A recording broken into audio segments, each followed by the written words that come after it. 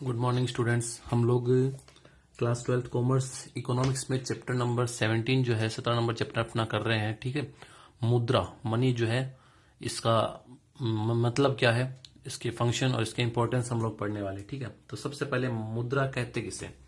तो मुद्रा में कहें कुछ भी, कोई भी एक ऐसी वस्तु बोल दो या कोई भी कागज बोल दो जिसको अगर गवर्नमेंट के द्वारा, जिसमें दो विशेषताएं अगर कर दी जाए। दो विशेषताएं का मतलब ये है कि एक तो उसमें लीगलिटी, ठीक है, वो हो, और दूसरी एक्सेप्टेबिलिटी। तो लीगलिटी और एक्सेप्टेबिलिटी का मतलब कि एक तो वैधानिकता और उसमें दूसरी है स्वीकार, उस मतलब उसको स्वीकारकता होनी चाहिए। अगर ये दोनों विशेषताएं विद्यमान हो तो हम उसे क्या बोल देंगे, उसे मुद्रा हम लोग बोल देंगे। तो मुद्रा में अगर दो विशेषताएं होनी चाहिए, एक तो वैधानिकता और दूसरी है सामान्य स्वीकृति। दोबारा बोल दूं, वैधानिकता और सामान्य स्वीकृति, उसी को हम मुद्रा बोल देंगे।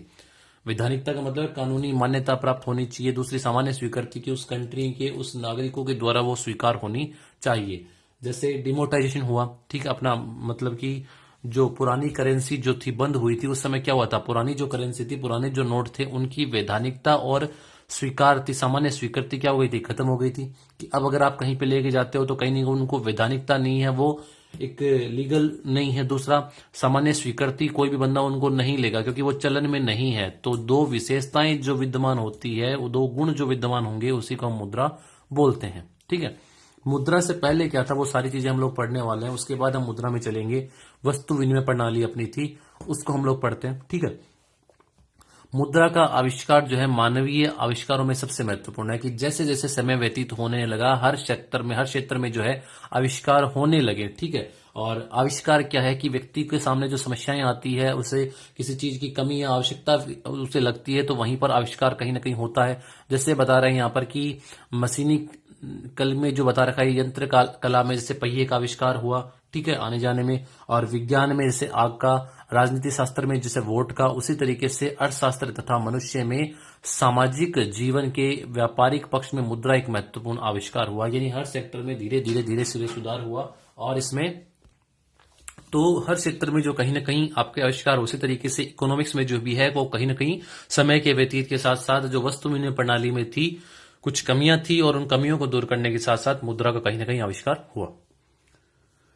आदिकाल में मनुष्य अपनी मूलभूत आवश्यकताओं की प्रकृति पर निर्भर था। ठीक है, फिर जैसे जैसे समय व्यतीत होने लगा तो मानव सभ्यता के विकास के साथ साथ उसके समूह में रहना सीखा। समूह में रहते रहते मनुष्य ने अपनी रुचि, कौशल, क्षमता के आधार पर अलग अलग व्यवसायों का चयन किया, जिससे उनकी विभिन्न आवश्यकताएं पूरी होने लगी।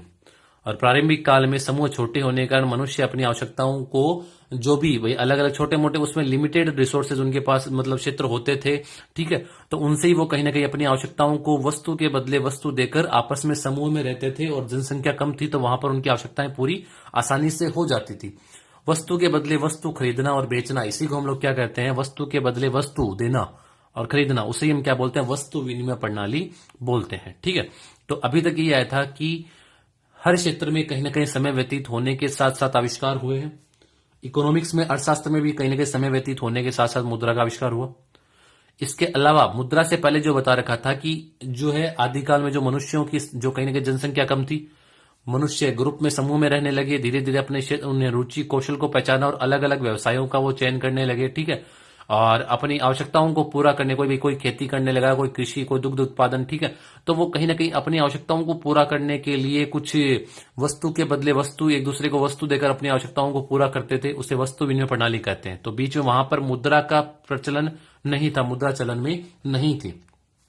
तो जैसे जैसे समय व्यतीत होने लगा, उन्हें वस्तु विनिमय प्रणाली में बहुत सारी कठिनाइयों का सामना करना पड़ा। ठीक है, तो देखो, वस्तु विनिमय की प्रणाली के अंतर्गत दो व्यक्तियों द्वारा परस्पर स्वयं के द्वारा उत्पादित अतिरिक्त वस्तु अथवा सेवा का लेन देन किया जाता है। प्राचीन काल में मनुष्य केवल प्राथमिक व्यवसाय में ही संलग्न था। जैसे कुछ आपको पहले भी इकोनॉमिक्स में जो फर्स्ट चैप्टर मैंने करवाया था, तो वहां पर एक ये वर्ड आया था जिसका नाम था अपना वार्ता। तो वार्ता शब्द का प्रयोग भी आर्थिक क्रियाओं के लिए हुआ था। वहां पर एक कुछ लिमिटेड आपके पास आर्थिक क्रियाएं थी, जैसे यहाँ पे भी वही बता रहा है, कृषि, पशुपालन, मछली पालन, आखेटन इत्यादि। अतः सामान्यतः अनाज के बदले वस्त्र, वस्त्र के बदले दूध, दूध के बदले अनाज या कोई पशु, ये आपस में क्रय विक्रय करना, इस प्रणाली को ही हम लोग वस्तु विनिमय प्रणाली कहते हैं।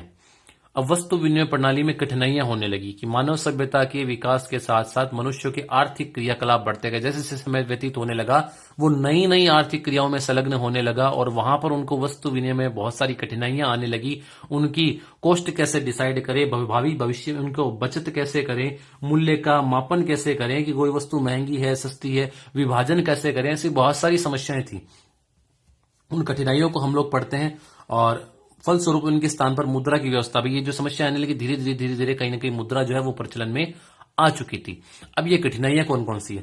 फर्स्ट है दोहरे संयोग की कठिनाइयां। दोहरे संयोग की कठिनाइयां, तो दोहरे संयोग की कठिनाइयों का मतलब क्या है कि बाजार में वस्तु विनिमय तभी संभव हो सकता है जब दो व्यक्ति एक दूसरे के लिए उपयोगी वस्तुओं का लेन देन करते हेतु तत्पर हो। कि बाजार में वस्तु विनिमय तभी पॉसिबल है कि जब दो व्यक्ति और दोनों को आपस में जो उनके पास वस्तुएं हैं उन एक दूसरे की आवश्यकता भी वही हो। ठीक है भाई, जैसे मान लो किसी को कपड़ा चाहिए तो अगले और दूसरे को दूध चाहिए, तो दोनों के पास, एक के पास कपड़ा होना चाहिए, एक के पास दूध होना चाहिए। ठीक है, तो तभी वो वस्तु का लेन देन कर सकते हैं। तो दोहरा संयोग जो है वो कहीं ना कहीं एक कठिनाई थी, बड़ी समस्या की। हो सकता है हमें जो वस्तु चाहिए अगले के पास मिले ना मिले, तो ऐसा सदैव मिलना कठिन है। यदि एक किसान को अपने अतिरिक्त गेहूं के बदले चीनी खरीदनी हो तो उसे ऐसे व्यक्ति को तलाशना पड़ेगा जिसके पास अतिरिक्त चीनी विनिमय हेतु उपलब्ध हो। ऐसा संयोग आसानी से मिलना संभव हो यह आवश्यक नहीं होता। तो ये थोड़ी समस्या थी। सेकंड, वस्तु के मूल्य मापन में कठिनाइयां, कि किसी भी वस्तु का मूल्य जो है मापन हम लोग सही तरीके से नहीं कर पा सकते हैं। ठीक है, क्योंकि जब तक मुद्रा नहीं होगी उसकी कॉस्ट का निर्धारण भी, कितना रॉ मटेरियल क्या लगा है, तो उसका निर्धारण नहीं हो सकता। तो विनिमय हेतु उपलब्ध अतिरिक्त वस्तु का मूल्य मापन एक कठिन कार्य है। लेन देन तथा विनिमय करने वाले व्यक्तियों आपसी समझ एवं उपयोगिता के आधार पर वस्तुओं का विनिमय करते हैं और वास्तव में प्रत्येक सौदों में वस्तुओं का नए सिरे से मोल भाव करना एक अत्यंत ही कठिन कार्य होता है। यानी उसका मेजरमेंट करना एक सबसे डिफिकल्ट वर्क होता है कि उस जिस वस्तु का हम वस्तु के बदले आदान प्रदान कर रहे हैं उनका किस तरीके से मूल्यांकन कैसे करें। भी मैं जो वस्तु दे रहा हूं या अगला व्यक्ति से जो वस्तु खरीद रहा हूं वो कितने की क्या होगी, कि इसके बदले गेहूं के बदले दूध देना सही है क्या, तो ये कहीं ना कहीं एक कठिनाइयां चलती है। भावी बचत संभव नहीं। वस्तु विनिमय प्रणाली है तो उन वस्तुओं को, वो तो एक कुछ अल्पकाल की समयावधि तक है, तो भविष्य में हम उनको बचाकर संभव नहीं हो सकता कि भविष्य में हम उनका पेमेंट कर देंगे, तो वहां पर ऐसी पॉसिबिलिटी नहीं है। तो इस व्यवस्था में ऐसी वस्तुओं का भी लेन देन होता था जिसका दीर्घ काल तक संचय करना कठिन होता है। विशेष तौर पर दूध, फल, सब्जियां आदि खाद्य पदार्थ भावी समय के लिए बचाकर नहीं रखे जा सकते, अतएव इस प्रणाली में अतिरिक्त उत्पादों की भावी बचत संभव नहीं थी। फोर्थ, अविभाज्य वस्तु के विनिमय में कठिनाइयां। अविभाज्य वस्तु के विनिमय में कठिनाइयां, कि अविभाज्य वस्तु के विनिमय की कठिनाइयों का मतलब क्या है? इसका मतलब यह है कि आप जैसे मान लो कि कुछ वस्तुएं ऐसे होती है जिनका विभाजन संभव नहीं है। कि भाई जैसे आप अनाज के बदले अगले को कुछ पशु जो है, जो भी मान लो बकरी भैंस जो भी है वो दे रहे हो, तो वहां पर उसका विभाजन, उसकी लागत कम है, उसकी ज्यादा है, तो वहां पर विभाजित नहीं हो सकती वो वस्तु। तो वहां पर एक बड़ी समस्या आती है कि हम उससे एक महंगी वस्तु के लिए एक जो कहीं ना कहीं थोड़ी सस्ती वस्तु है ज्यादा मात्रा में है, तो वहां पर उसका निर्धारण कैसे करें। तो ये एक बड़ी समस्या है कि वस्तुओं का विभाजन, सभी वस्तुओं का विभाजन संभव नहीं है। उधार का लेखा नहीं हो सकता, कि जहां पर वस्तु विनिमय प्रणाली है वहां पर उधार नहीं हो सकता। भी उधार कर भी लें तो उसका रिकॉर्ड कैसे करें या किस तरीके से हम लेन देन करें। तो ये जो था कि उधार के लेखे में कठिनाइयां आती है। तो ये जो सबसे जो हमने अभी तक जो फर्स्ट पेज में यही पढ़ा है कि समय के साथ साथ बहुत सारे आविष्कार हुए हैं, हर क्षेत्र में आविष्कार हुए हैं। ठीक है, और उसमें से इकोनॉमिक्स जो अर्थशास्त्र में है वहां पर एक मुद्रा जो कहीं ना कहीं एक बड़ा आविष्कार माना गया है। मुद्रा के प्रचलन से पहले वस्तु विनिमय प्रणाली चलती थी, उसमें बहुत सारी समस्याएं, कठिनाइयां थी, वो आपके सामने है। दोहरे संयोग की कठिनाइयां, वस्तु के मूल्य के मापन में भावी बचत संभव नहीं थी, वस्तु विभाजन संभव नहीं था, उधार का लेखा संभव नहीं था। तो ये जो कठिनाइयां थी, इन समस्याओं को धीरे धीरे मनुष्य के सामने उन्होंने ये समस्याएं महसूस की और धीरे धीरे जो है मुद्रा का प्रचलन होने लगा। पहले सिक्के, जो कीमती धातुओं के सिक्के बनने लगे, फिर धीरे धीरे कागजी मुद्रा बनने लगी थी। ठीक है, अब हम इसी में पढ़ते हैं कि अब मुद्रा का प्रादुर्भाव, कि मुद्रा क्या है। तो आपने देखा होगा कि कुछ सीरियल वगैरह में कि वहां पर जो भी आते थे राजा महाराजा हुआ करते थे, उनके एक क्षेत्र में या उनके राज्य में, अपने अपने राज्यों में अलग अलग वो धातु के कुछ सिक्के होते थे जहां पर कुछ चिन्ह अंकित होते थे कि ये भाई ये उस पर्टिकुलर जो अपना उनकी राजकीय मुद्रा जो होती थी कि किसी भी धातु जो भी है सोना चांदी तांबा उस पर उनका जो भी एक चिन्ह मान लो एक ऐसा कि वो हाँ वो मान्य है जिसमें सारे उस राज्य के कोई भी व्यक्ति उसको आसानी से ग्रहण करता था और वहां पर वैधानिकता थी और वस्तु के लेन देन में उसको वो काम में लेते थे। ठीक है, लेकिन जो कहीं ना कहीं धातु कीमती थी उनकी कॉस्ट कहीं ना कहीं ज्यादा आने लगी तो धीरे धीरे जो है वो अपना कागजी मुद्रा जो है वो प्रचलन में आने लगी।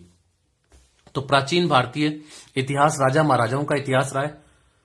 जैसा राज व्यवस्था में समस्त आर्थिक व सामाजिक नीतियों के अंतिम निर्णयकर्ता कौन होते हैं, राजा हुआ करते थे जो समय में। ठीक है, यहां तक कि वे अपनी मोहर राजकीय चिन्ह जिस धातु या वस्तु पर अंकित कर देते वही राजकीय मुद्रा का चिन्ह मुद्रा का रूप धारण कर लेती थी, वही मुद्रा बन जाती थी। ठीक है, कोई भी उनका चिन्ह होता था राजकीय चिन्ह जो भी उसको वो अंकित कर देते तो वो पता लगता था कि इस राज्य के राजा की वो वहां पर प्रचलित मुद्रा है।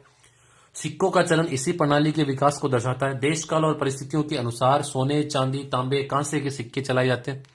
इस प्रकार जारी मुद्रा सर्वग्राहकता एवं वैधानिकता के गुणों के साथ विनिमय के माध्यम के रूप में स्वीकार की जाने लगी। ठीक है, तो ये थी कि मुद्रा किस तरीके से प्रादुर्भाव हुआ, किस तरीके से प्रचलन में आई।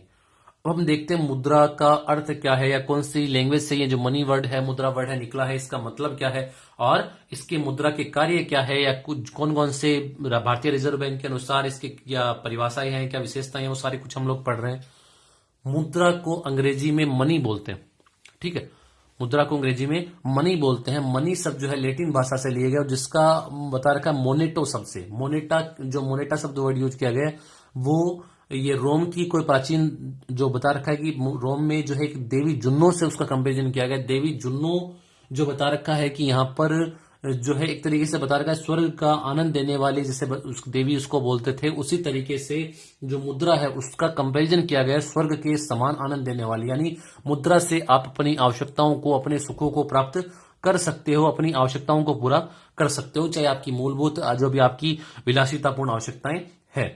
तो उनका विचार था कि देवी जुन्नो स्वर्ग का आनंद देने वाली देवी है। ठीक इसी प्रकार से देवी जुन्नो के मंदिर में बनाई गई मुद्रा सिक्के भी स्वर्ग के सुखों को देने वाले होते हैं। तो विभिन्न अर्थशास्त्रियों ने मुद्रा की परिभाषाएं भिन्न भिन्न प्रकार से दी, अतः एक सर्वमान्य परिभाषा जानना कठिन कार्य। फिर भी अपने अध्ययन को व्यापक बनाने की दृष्टि से हम कुछ विद्वानों द्वारा दी गई परिभाषाओं को समझने का प्रयास करते हैं। अब इसमें देखो कि फर्स्ट जो परिभाषा जैसे पढ़े लेकिन सबकी परिभाषाएं लगभग सेम सी है। ठीक है, हार्टल्स जो बताते हैं, मैंने आपको इतना ही ध्यान रखना है कि वो वस्तु जिसमें वैधानिकता और स्वीकार करता, वैधानिकता और सर्वग्राहता ये दोनों गुण विद्यमान हो उसी को हम मुद्रा बोल देंगे। कि मुद्रा वह सामग्री है जिसमें हम वस्तुओं का क्रय विक्रय करते हैं, कि वह एक वस्तु जिसके माध्यम से हम वस्तुओं का क्रय विक्रय करते हैं। नेप जो एक थे उन्होंने कहा कि कोई भी वस्तु जो राज्य द्वारा मुद्रा घोषित कर दी जाए उस राज्य के राजा द्वारा उसे ही हम मुद्रा बोल देंगे।